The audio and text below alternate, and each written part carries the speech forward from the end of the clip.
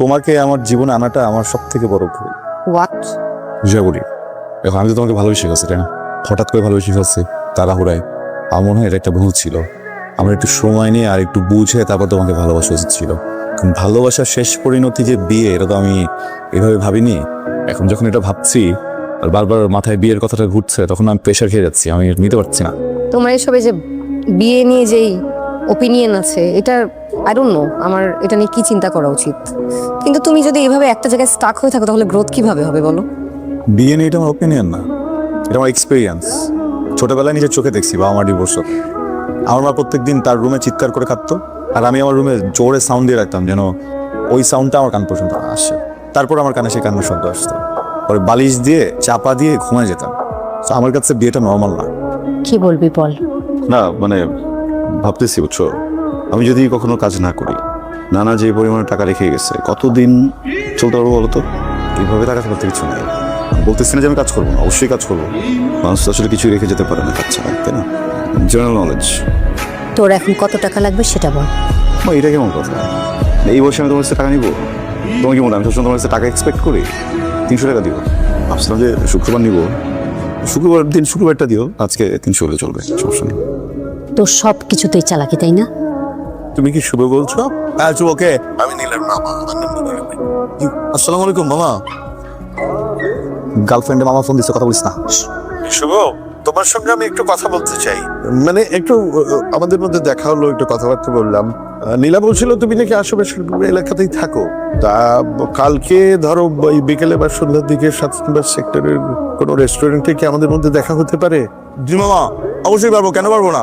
ভূমিকা না নিয়ে আমি সরাসরি তোমাকে একটা কথা বলি। আমি খুবই সাধারণ মানুষ, বুঝকি কথা বলতে পারি না, এই কথাটা তোমাকে সরাসরি বলছি। আমি জানি নীলাকে তুমি খুব ভালোবাসো, আর এই জন্যই কথাটা তোমার জানানো খুব জরুরি, এবং আমি আমার দায়িত্ব মনে করছি।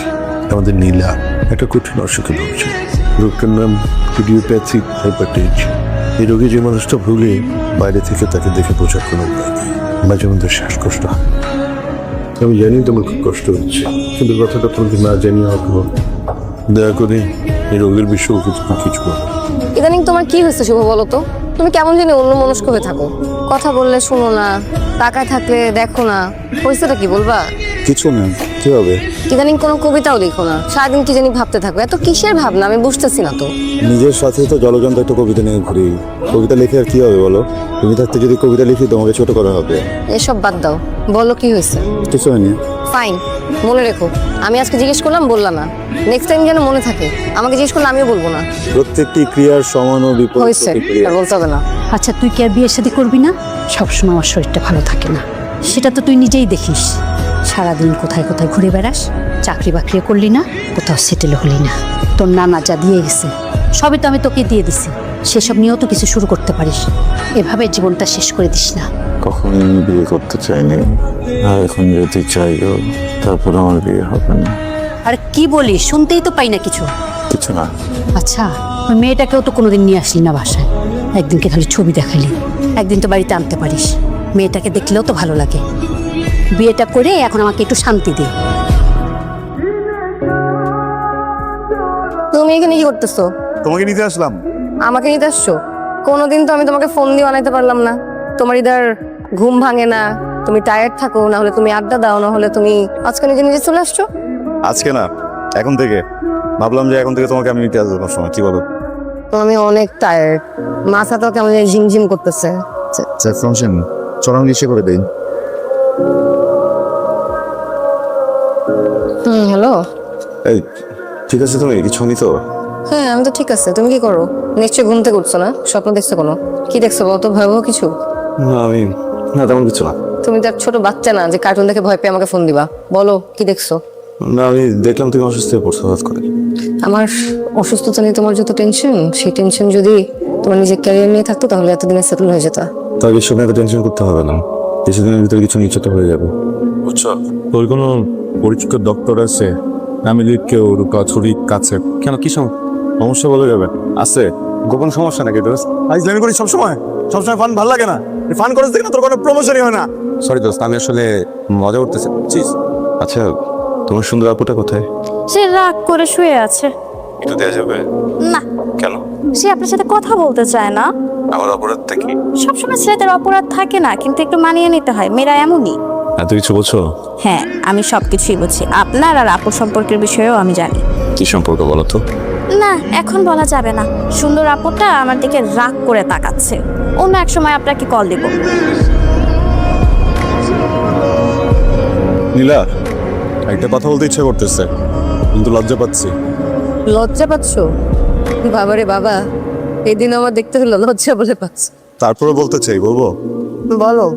আমি যদি কখনো বিয়ে করতাম তাহলে অনেক ধুমধাম করে করতাম। কেন?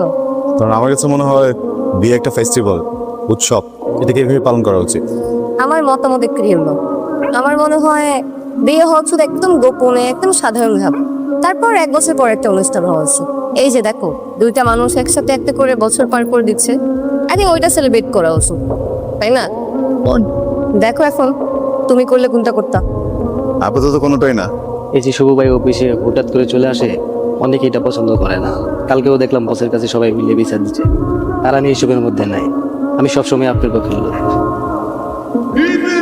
এই, তুমি না বলে চলে আসছো কেন অফিসে? তোমার অনেক সাহস বাড়ছে কিন্তু, কাহিনী কি? সাহস একটু আসছে, একটু ছোট্ট একটা জীবন, বুঝছো? আমার ভিতরে যতটুকু সাহস একটু জমায় রেখে কি হবে বলো? এই জন্য ভাবলাম সাহসটা দেখাই দিই কি চাও? তোমাকে। কি হবে? বলবো। এখন লাঞ্চে যাবো। আমিও খাবো। আমি শুধু আমার জন্য খাবার নিয়ে আসছি। এটাই খাবো। শোনো, কথা হচ্ছে একজন হাজবেন্ড একজন ওয়াইফ যখন একই সাথে যদি একই প্লেটে খাবার শেয়ার করে খায়, এটা সংসারের জন্য মঙ্গলজনক। আমরা কি, আমরা প্রেমিক এবং প্রেমিকা, তাই না? আমাদের জন্য মঙ্গলজনক হবে। এগুলা বুঝতেছি না, বাট আমি বুঝতেছি যে তোমার ন্যাকামি অনেক বাড়ছে। শুভ, তুমি কি একটু আমার বাসায় আসতে পারো এক্ষুনি? জি পারবো। মামা নীলা কি কিছু হয়েছে? তুমি শান্ত হয়ে বসো। নীলার কিছু হয়নি, সম্পূর্ণ সুস্থ। আমি আসলে একটা মহা অন্যায় করে ফেলেছি। আবার আমার দৃষ্টিতে এটাকে আমি অন্যায়ও বলি। এক ধরনের দায়বদ্ধতা থেকে আমি কাজটা করেছি। আমি তোমাকে একটা মিথ্যা কথা বলেছি। নীলার আসলে কিছু হয়নি, সম্পূর্ণ সুস্থ। নীলার বাবা মারা যাওয়ার সময় আমাকে বলেছিল আমি যেন নীলাকে এমন কারো হাতে তুলে দিই যে নীলাকে খুব ভালোবাসবে। আর এই কারণে আমি এই পরীক্ষাটা চালিয়েছি। হয়তো অন্য কোনোভাবে এই পরীক্ষাটা চালানো যেত, কিন্তু আমার সাধারণ বুদ্ধি থেকে এটা এসেছে, আমি সেটাই করেছি। তবে আমি এখন নিশ্চিত যে তুমি নীলাকে সত্যি খুব ভালোবাসো, অনেক ভালোবাসো। তুমি আমাকে ক্ষমা করে দিও।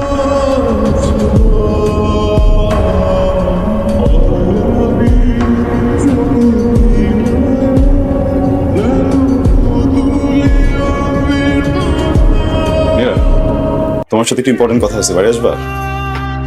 শুভ, তুমি এখানে, তোমাকে কতবার বলছো অফিসে আসবে না? নীলা অনেক বেশি ইম্পর্টেন্ট। সবাই দেখতেছে তুমি বারবার এরকম করে অফিসে আসলে কিভাবে হবে? তাহলে ট্রাই করতেছো কেন? শুভ, আমার কথা শোনো, সবাই দেখতেছে। তোমার সমস্যাটা আমি বুঝতে পারতেছি না। তুমি সবার সামনে এইভাবে হাত ধরে টেনে নিয়ে আসলে কেন আমাকে অফিস থেকে? তোমাকে কতবার বলছি আমার ওয়ার্ক প্লেসে তুমি আসবে না? এগুলো নিয়ে অফিসে আলোচনা হয়। তুমি কি চাও? আমার চাকরিটা চলে যাক? কথা বলো না কেন? কি শুরু করছে এগুলা? কিসে শুভ? কিসে? ঠিক আছে তুমি? বাসার সবাই ঠিক আছে? তুমি তো এরকম করো না, কি হয়েছে বলো আমাকে। তোমার কি আমার সাথে থেকে সাফোকেশন হচ্ছে? একা থাকতে চাও? তাহলে প্রবলেমটা কি বলবো আমাকে? নীলা, আমি একবার তোমাকে হারাই দেখছি, অনেক কষ্ট হয়। আমি তোমাকে কখনো হারাতে চাই না। কখন হারাইছো? বিয়ে করবো আমাকে? বিয়ে করবো? করবা বিয়ে? হঠাৎ করে এই কথা কেন বলতেছো? বলো না, বিয়ে করবো না। শুভ, বিয়ে করলে কিন্তু অনেক সময় ঝগড়া হয়, তাই না? তখন কি করবা? চুপ করে থাকবো, করবো না ঝগড়া। তোমার যা ইচ্ছা তুমি আমাকে বলো, আমি কখনো ঝগড়া করবো না। কোনো প্রাইভেসি পাবা না কিন্তু, সারাক্ষণ আমাকে চোখের সামনে দেখতে হবে। আমি সারাক্ষণ তোমাকে দেখবো, চাই না প্রাইভেসি। আর তোমার ট্রমা কি করবা ওটা নিয়ে? একসাথে ট্রমাগুলো ঠিক করে ফেলবো।